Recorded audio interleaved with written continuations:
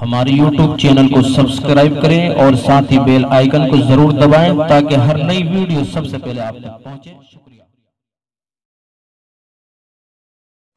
اور ایک بات یہ بھی ذہن نشین کر لیجئے کہ جس وقت ہم نے قربانی کا جانور خریدا اس وقت اس جانور کے اندر کسی بھی طرح کا کوئی عیب نہیں تھا، صحیح سلامت تھا، کوئی نقص اور عیب اس کے اندر موجود نہیں تھا۔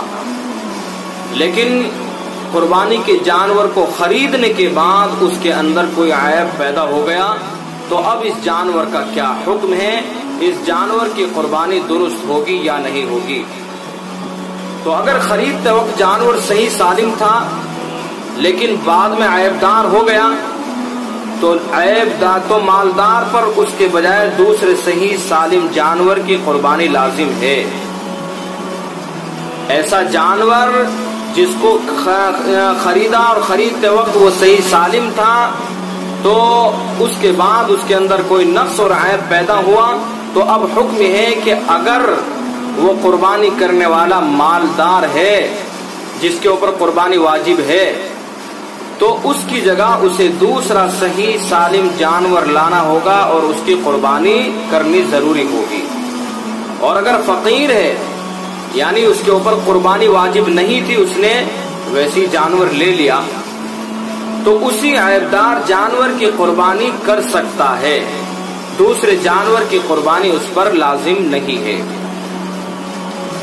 یہ تو اس وقت کی بات ہے کہ قربانی کرنے سے پہلے اس جانور کے اندر کوئی نقص اور عیب پیدا ہوا، لیکن اگر قربانی کرتے وقت جانور کے اندر کوئی نقص اور عیب پیدا ہوا تو پھر کیا حکم ہے؟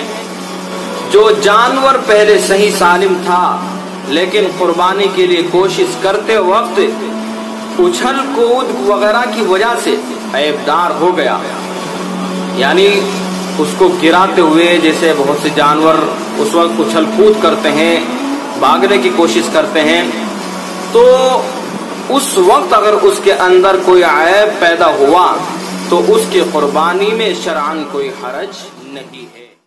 ہماری YouTube چینل کو سبسکرائب کریں اور ساتھ ہی بیل آئیکن کو ضرور دبائیں تاکہ ہر نئی ویڈیو سب سے پہلے آپ تک پہنچے۔ شکریہ۔